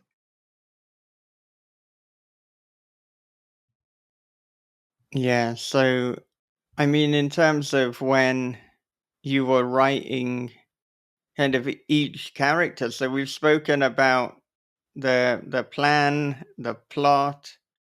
How much did you know about each character? Was that also part of discovery? Mm, yeah. So I knew general backgrounds. I didn't know there's Scott, the producer, and Jonesy, the sound guy. I didn't know anything about them. They were basically made up on the spot. When I was like, oh, I can't just have two people. It's weird. Um, uh, and in my dream, my best friend was there. So I was like, oh, okay, I'll throw this guy in there, and I need someone that I just kind of will enjoy, maybe killing a bit. And so I threw another guy in there just to sort of pad out the body count, right? Like, um, I just needed that, or else, because yeah, there's some elements of true horror that are associated with those deaths that I wanted to get to. Those scenes, all the bloody scenes were in my head before I started writing. I knew there were those things I was going to sprinkle in there that would just be sort of shocking and gross and pretty brutal. But I didn't know anything about those supporting characters, but I knew the main characters of Stu and Ezra. Um, up to that point. But there are some background scenes in there that were kind of thrown in where I was like, oh, maybe he had this experience and this is a flashback to that. So Yeah, and we mentioned right at the start of the conversation just how visceral the violence is. And it's really clear that, you had fun writing it. And I wonder what tips do you have, or what are the kind of do's and don'ts for writing this kind of visceral, in your face, no holds barred violence effectively? my tips for writing the gore scene is to keep it moving. Um, I don't like to do long bits of description. I like to sprinkle it in with action and things happening so that it doesn't feel like, oh, this guy's just getting off on writing gore. That's not genuine to me as a horror writer. Some people do it. There's some very good writers out there who have fun doing it. It's not necessarily my bag, and I don't. I find I like my way better. um, so sprinkling in the descriptions with action, and then balancing it with the reaction is key, right? Because we're living through the character's eyes. I need to know what they're feeling and thinking as these things are happening, because that's the key into the reader's mind, right? I can describe this thing all you want. You're like, oh, gross. But if you're not getting the emotional part of it, it doesn't really matter. It just doesn't hit the same. So it's that balancing act of tight descriptions, action, and the character's reaction. That would be my advice. Balance those things and keep it moving, because no one wants to be bogged down by a page worth of grossness. It doesn't really work. Yeah, that's the same with. I don't want to spoil anything, so I'm going to be very extremely vague. But someone trying to escape, and the action was kicking. There was not a lot of description of what was happening. There was just enough. The action gave you description, and because you once you have that image in your head, then you realize that this person is doing literally everything they can just to get out, and just to Yeah. find a way to get out. And if you could, and you have to, you get to wear their shoes. So yeah, and it's, but there was very little gore in that. It was all action. And so if you're looking, how do I do it? Read this book, because it's a masterclass in how to do it. Thank you. I think too, I mean, you say there was very little gore, but it's kind of this less is more effect where when you're in the moment, you feel it's gorier than it actually is if you then kind of step back and analyze it. And it's the Mm-hmm. same thing with Texas Chainsaw Massacre. It's the same thing with a lot of Chuck Palahniuk's writing. You know, you trick us into thinking, what we've read is the grossest, most fucked up description, but it's kind of our brain filling it in between the lines. Yeah. I equate it to like, the when you if you've ever driven down the highway and you've seen something awful and like how that's burned into your mind, it's not a lot of stuff. It doesn't take a lot to burn something in someone's mind. It just takes key details that stand out, that are weird, that pop out, um, and that's all it takes to get that sear in someone's mind, I think. Even using words like pop and sear, even then, just those choice cuts of words, as it were. And for the actual drafting, how many drafts did it go through before you sent it to Tenebrous? And then what did the editorial process with Tenebrous look like? Well, it was 3 drafts. I typically do 3 drafts. Um, the first one is just creating. Second one is, let's fix these plot holes and patch these things up. And then the third one is getting very finely detailed on everything, um, and then that's it. I did send this one off to an editor, um, who I've worked with before, and because I knew I had something with the story, and I wanted it to get the best footing possible. I don't normally send off my manuscripts to an editor, but this one was like, this one needs it. Anything I can do to make this work is going to be worth it. So I paid her. She did fantastic editing, and then I shot it off to them. And I think by the time they got it, it was really just little stuff. There was no big. It was just, comma here, watch this wording. You keep saying this thing, um, and that was it. I think there was one note that was like about the epilogue where they were like, we could cut this if we wanted to, and I was like, no, I'm going to keep it. Um, and they were cool with that. It was like, if you ever have a spoiler edition of this show, I'd love to talk about the epilogue. But yeah, it was that. I knew that was always going to be the sticking point too. I knew it was an artistic choice. Um, I'm not really here to hold your hand, and that's how the epilogue works. Yeah, I mean, I can see how the story would have still worked without the epilogue, but at the same time, I think that the epilogue is the proverbial cherry on top of the story. Nice, nice. But like, I like it better for it, and it made me, that was what really just cemented the themes and really hit things home. And it did it in a way without it being overbearing. So yeah, it it almost served as a initial portion of relief, and then just oh my god, a moment of awe as it ended. Yeah, that's the goal. And I think that's as near as we can get to mentioning the epilogue without spoiling the whole thing. It's like they did so well, and then around the 2 hour mark, they just spoiled the whole damn story. Well, we're not going to do that, so people need to pick up We Like It, Jerry. That would be great.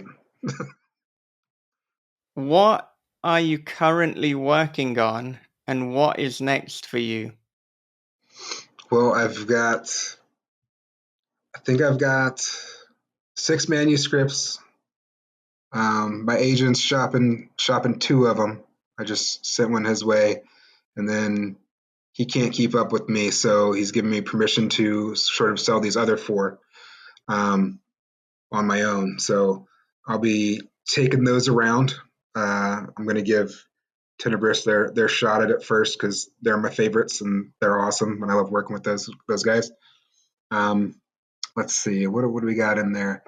I've also got my 2 series that I'll be working on. So This Rotten World and then One Night Stand at the End of the World. I'll be writing the next chapters in those probably in August. I've got a collection in there of just short stories since I've been trying to make this extra cash with short stories. There's a fair amount of rejections that are just good stories that'll make a nice collection. I think that's 85,000 words.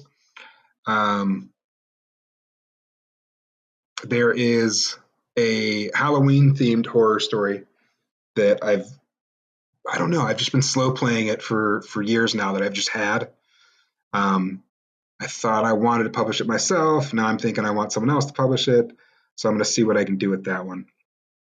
And then there is a sequel to my Dude LaRude story. I enjoyed the character so much, and the name gets stuck in my head all the time that I made it the world's first ska horror story. I don't know if you guys listen to ska at all, but I made this, and I'm gonna show it to Tenebrous and see what they think. They are notoriously against ska. Well, not Matt. Alex is. Alex is definitely anti-ska. So I want her to read that just to be a little sicko, and we'll see if they like it. If not, I'll take it somewhere else. Um, and then then I've got my first fantasy series that I've written uh, that I'm playing with, which is just very dark and weird and bizarre.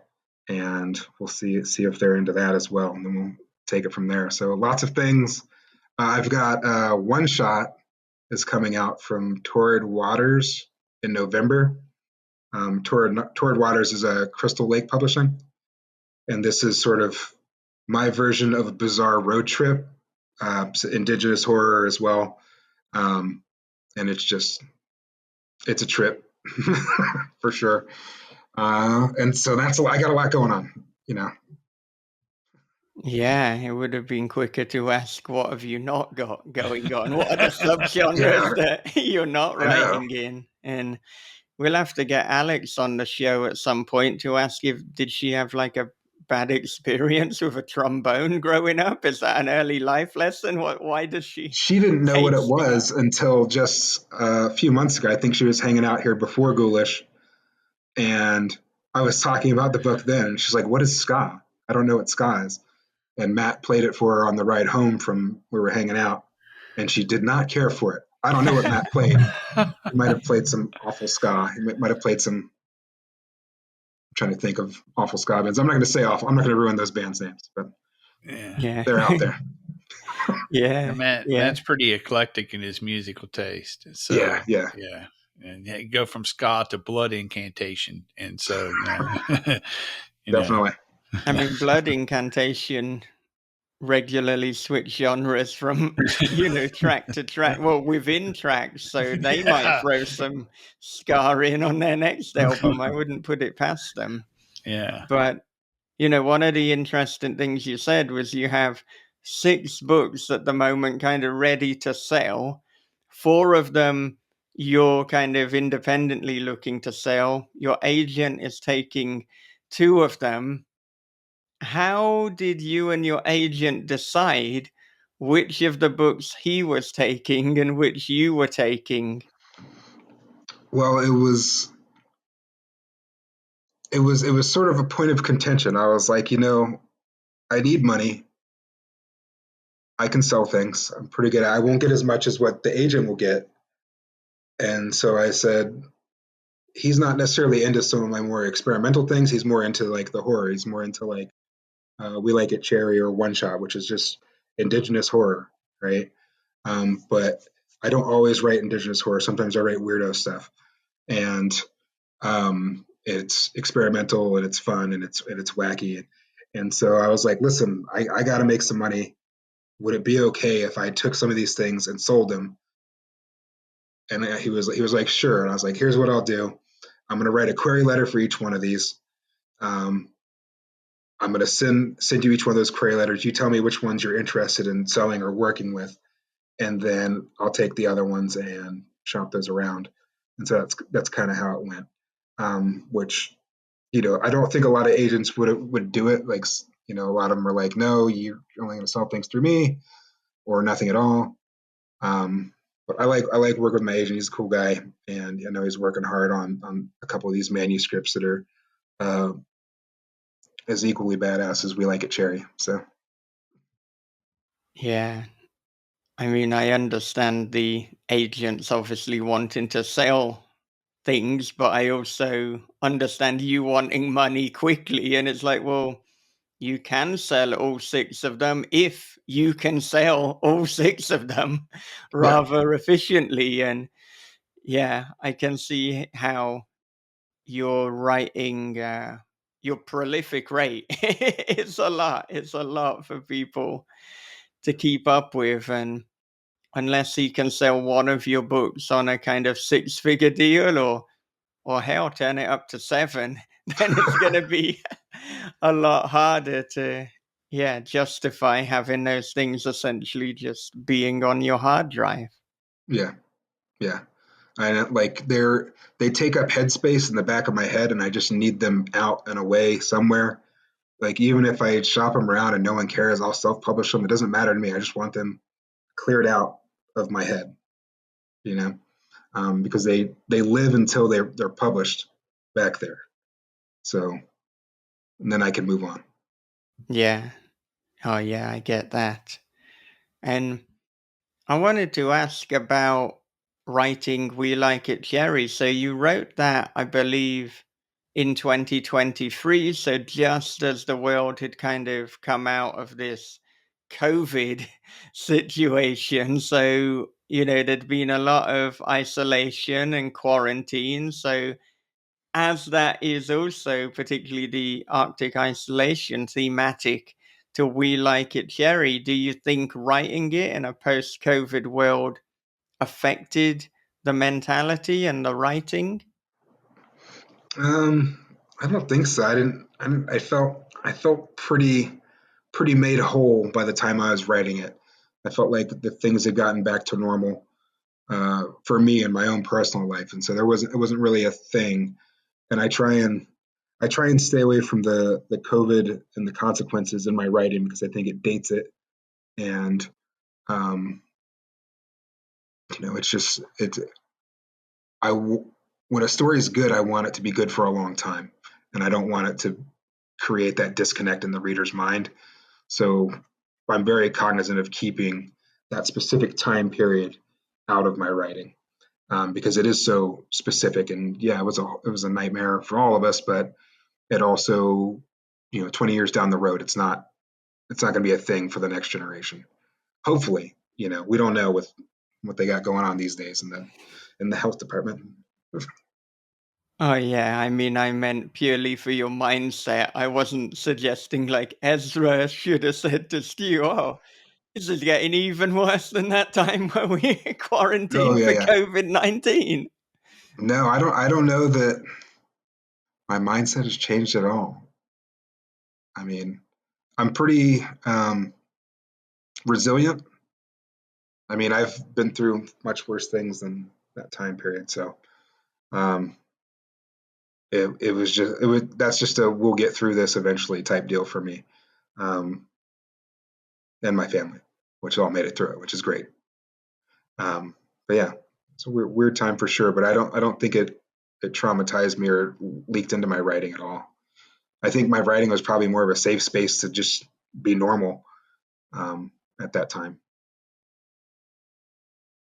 All right. Well, I wonder what advice would you give to your 18-year-old self? My 18-year-old self.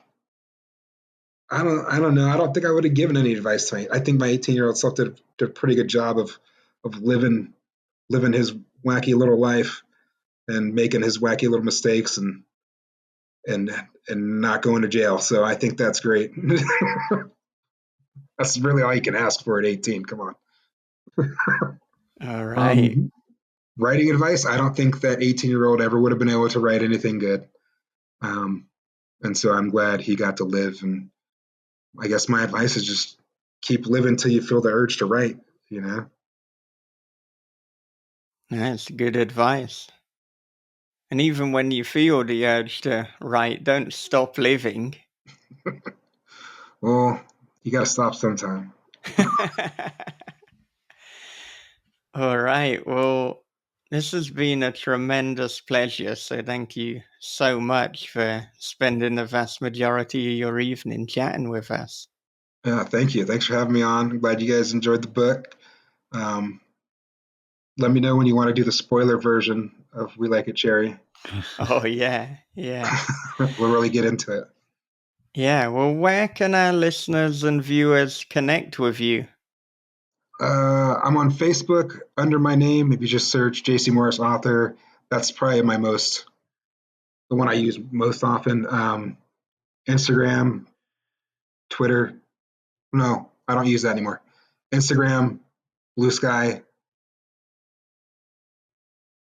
and I have my own website where you can find my email if you so wish, where you can bug me about things. All right. Do you have any final thoughts? Um, my final thought is I hate the question. Do you have any final thoughts? Um, it just puts me on the spot, and I never have any final thoughts. I'm like, what do you want me to say? I don't. I need a compilation of people that have final thoughts, so I can just know what to say at that moment. It really throws me for a loop every time someone asks me. There Even in an you, email, I'm like, no. there you go. I mean, we said off air at the start of the show that the new format would be the guest actually denigrating and calling out the interviewer, and your final kind of moment is to do exactly that. So that's how we end a conversation. Thank you for All right. joining us. Thank you.